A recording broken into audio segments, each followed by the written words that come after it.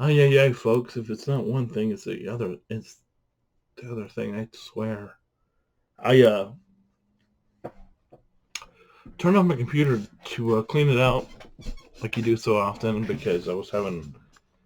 I don't know. It's been acting weird, and so I turned it off to clean it out. Or all the dust and stuff that's built up over the wall out, and I went to get in, and I'm trying to get on the new free to play account, and it's like sign in, and I'm like, what the? And so I sign in, and I'm like, oh, this is the wrong account. So I switch to the right account, and I do all the authorization stuff, and it's still not letting me in. So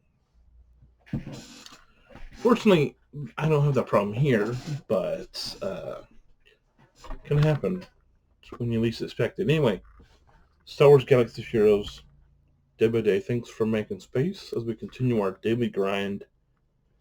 A lot of stuff we could talk about today.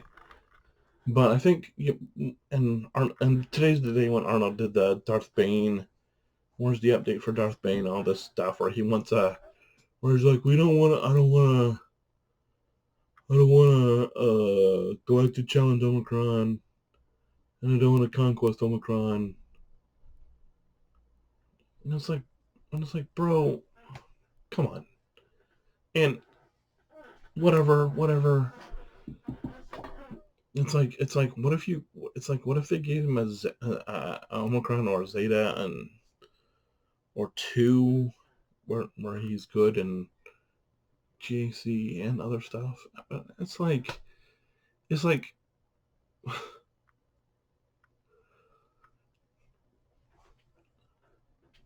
problem I have is there are people who like the other aspects of this game. I'm totally fine with you liking GAC. I have no problem with that. But what I see CG's trying to do is, hey, like I've talked about Steelix Sarah, who is relaying the conquest.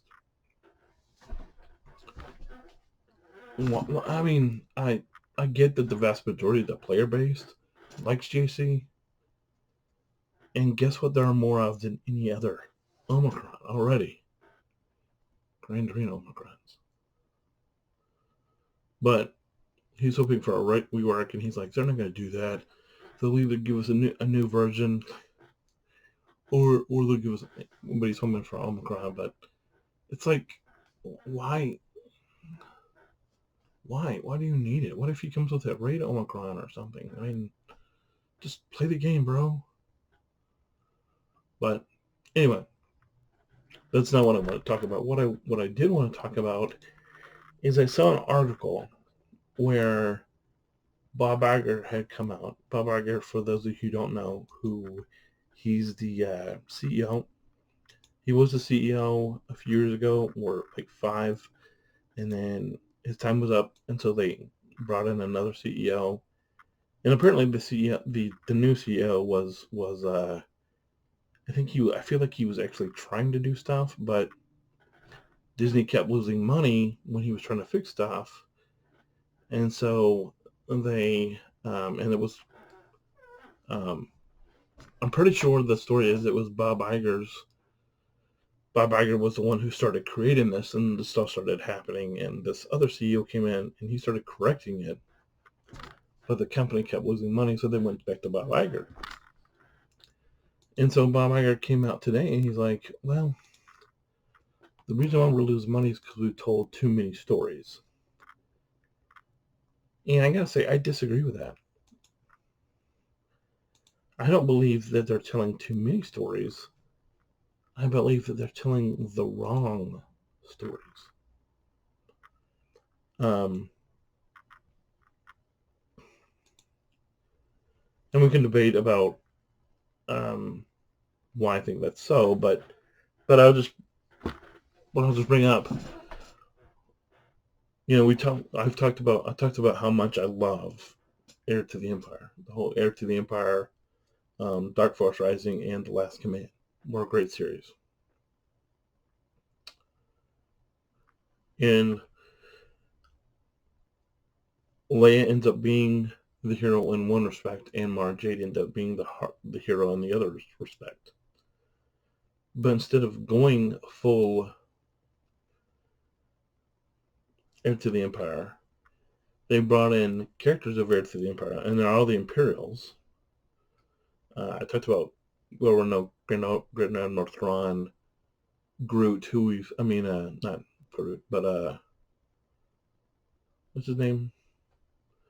The Nogri that's in Thrawn's room. That's Thrawn's like personal bodyguard. I feel like it's Sharuk or something. Maybe it's Rook. But anyway, and Captain Pillion. And they've not brought in Mara Jade.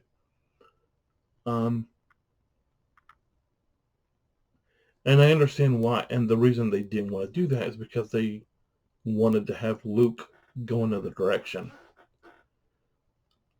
And the problem with that is the whole Mara Jade stuff was not canon. But to a lot of people, it already was. And so Disney came in, wiped the slate clean. They're like, Mara Jade never existed. But instead of, using this insanely popular character, I mean, she is. I mean, look how BA she looked right here. I mean, and not to use her is now there is a slight possibility that I will say that I've just now thought of, and maybe I'm not the only one. It's possible that I'm not the only one. And the thought is, what if they're backdooring Shinhaki, or whatever her name is, into taking over the Mara Jade thing? Because we could, that's neither here nor there. But the fact is, you already had this character established in canon. Books were written. She has this whole story arc. I'm not going to spoil it for you if you want to go back to it. But for me, it's just tremendously disheartening to. I think the problem is, they keep trying to force things that people don't want to see. Like the original 3 movies, are the gold standard. They're like 1, 2, and 3, or hopefully they're 1, 2, and 3 in anybody's ranking of best Star Wars movies. They are for me.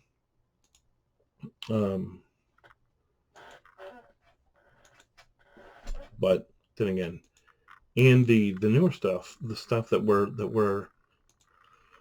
they're doing all of this Bad Batch and all of these stories now to explain,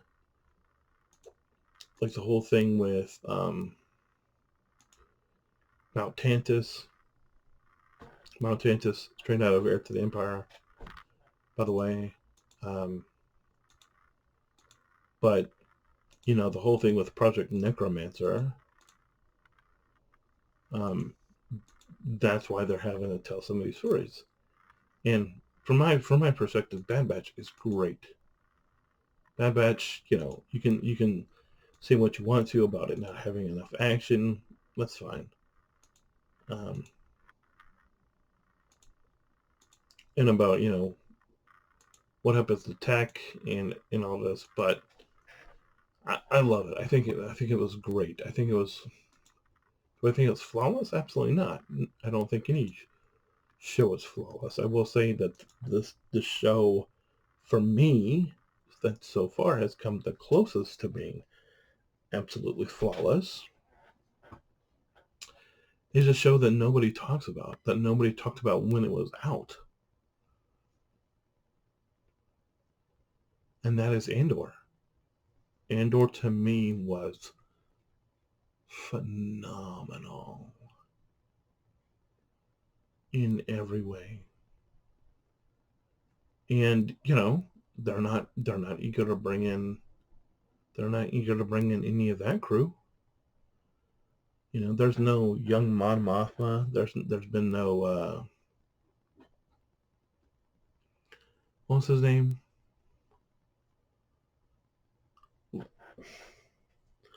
It's been a minute since I've seen it. Is his name Lakin or the you know who I'm talking about? The guy that had the shop who went and met Cassian. I can't remember. Lucian, was it Lucian maybe or something like that? Um, him and Claire. I think they would be great additions to the game. I know their story's not fully fleshed out yet, but they did it with Bad Batch, and that's why the Omega that we have in the game um, is not great. And I still stand by the fact that I think they're going to come out with an Omega and uh, a Crosshair, and all the other stuff that I think I definitely need 2 more bounty hunter ships for the fleet, at least, in my opinion, for the Executor. But I mean, it's a good thing. Largely, everything's largely good. But yeah, I do think there's definitely some room for Disney to improve. I did think that Disney could do stuff a lot better. First and foremost would this is just my personal opinion, and feel free to disagree with me you want, but a certain CK should be, or no, is it KK? Yeah, certain person with the initials KK should be gone and replaced.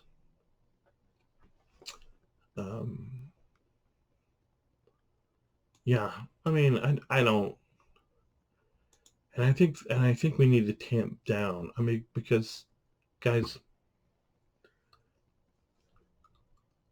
I know people are ready for the Acolyte.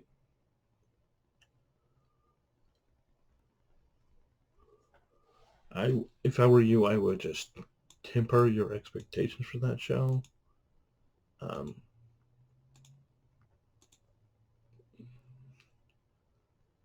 because to me, it has disaster in a lot of ways written all over it. I mean, the earmarks are there, and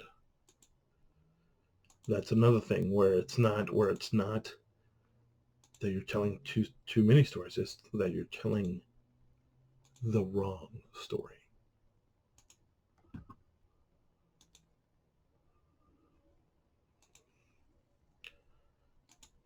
And when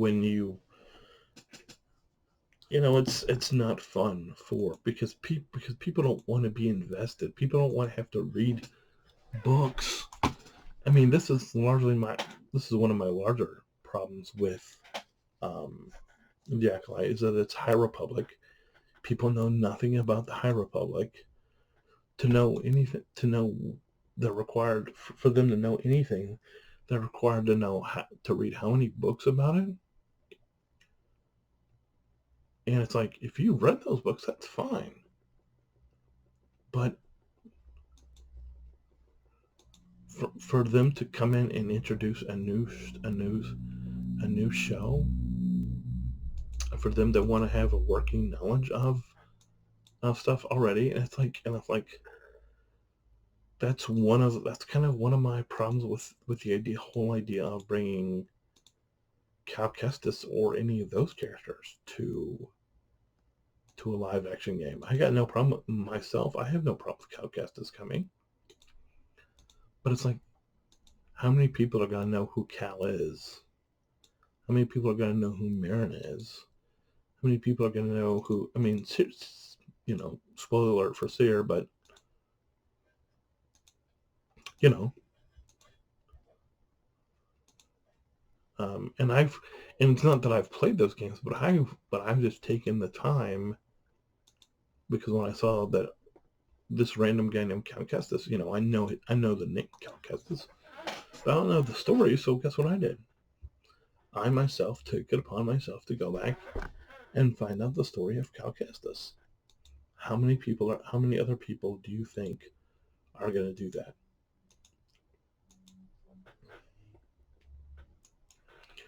And,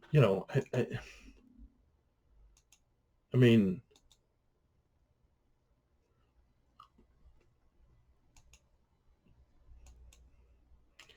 that's one of the reasons why I think a television adaptation, like I talked about when I read the book of Heir to the Empire, The Last Command, and Dark Force Rising would be perfect.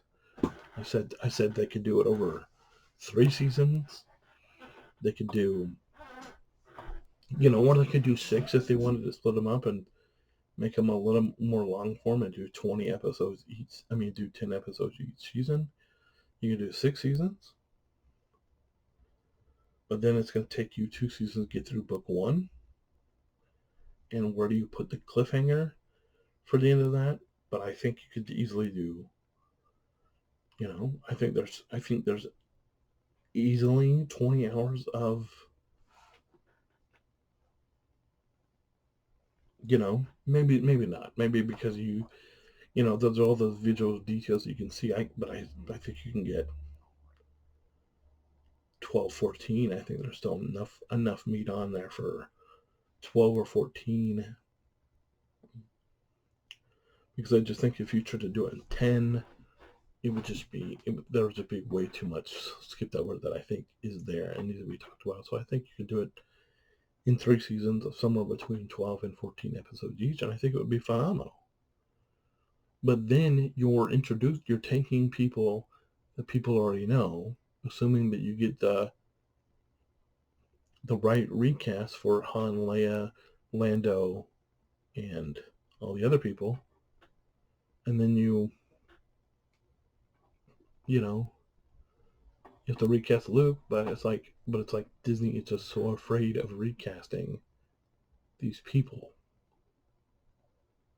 and telling the story, and that they'd rather tell stories that nobody has any idea about. And the thing is, Heir to the Empire. I watched a video on.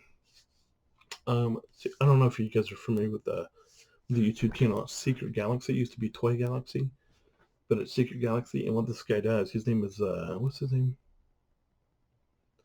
I think it's Dan Larson. Or it's like he gives you the history of these different cartoons, and one of the ones or different shows in general, but one of the ones that I just watched yesterday was Chippendale Rescue Rangers, and he cited the success of Chippendale's Rescue Rangers was largely due to the fact that it copied DuckTales formula, which DuckTales took established characters. They were second tier characters, so it wasn't like Donald, Mickey, or Goofy, but it was Huey, Dewey, Louie, and Uncle Scrooge, and used them and introduced new characters along with them, like Gizmo Duck and Webby and Mrs. and along with the Beagle Boys and everybody else. And Chip and Dale did that too, where they took Chip and Dale, and then they brought in Monterey Jack, Gadget, Zipper, and told the show, and that's what they could do with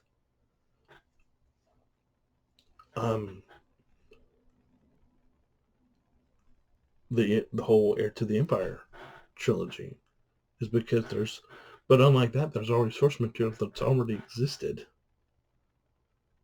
and it may or may not totally destroy what Timothy Zahn has done with Grand Admiral Thrawn since the redesign, but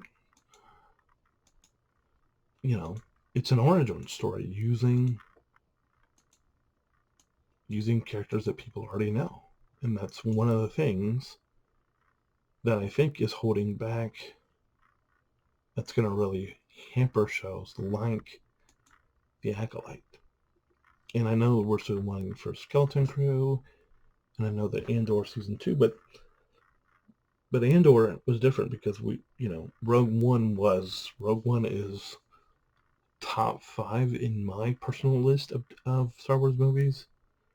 And if they would have followed the Rogue One blueprint, all of the other things would have been fine. But they mucked up. They messed up there. So Rogue One, and that's why nobody talked about Cassian, because we knew the ending of the story, and so nobody wants to know. No, not a lot of people want to see how the sausage was made, but they gave what's his name, Toby, the guy who created Cassian Andor to begin with, and who largely did that whole movie. They gave him control, and he did a phenomenal job, and that's why we can talk all you want to about Mando season 1 and 2, but what about season 3? And I admit there's a problem. Cassian Andor could fall off the map. Season 2 could go off the rails, and if it does, I'll be like, look, this is not good. But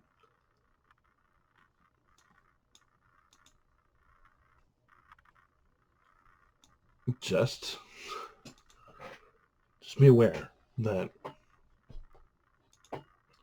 things may not go great for the Acolyte. And it's because it's the wrong story. It's the wrong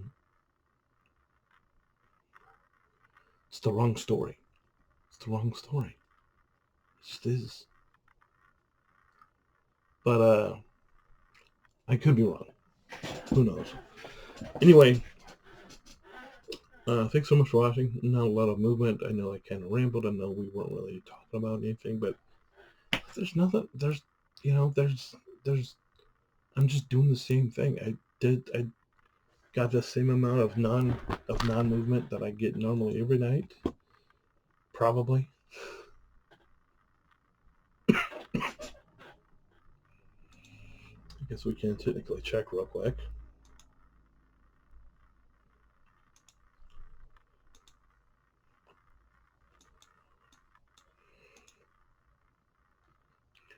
Hey, I got 200. Let's try this. Let's see where 200 is going to get us. I don't know. Oh, I guess the 44. I don't want to use all those. So we'll go 1.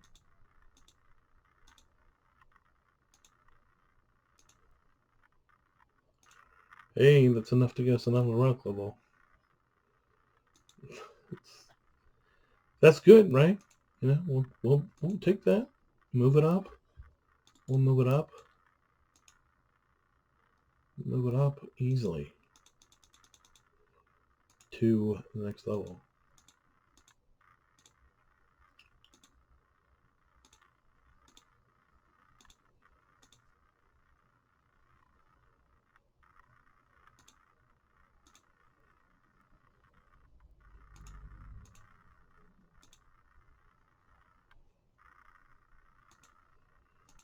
It may not be enough, right? I've got plenty, but oh yeah, that's fine. Hey, relic 3. Hey, we did it. 2 more levels. 2 more. So we need 400. This is why it's a grind. We made it 3. We need 2 more relic levels, which means we need about 400 more. So another few weeks, apparently. Anyway, like I said, thanks for watching. God bless. Make sure you hold the line, and we'll see you tomorrow. Bye.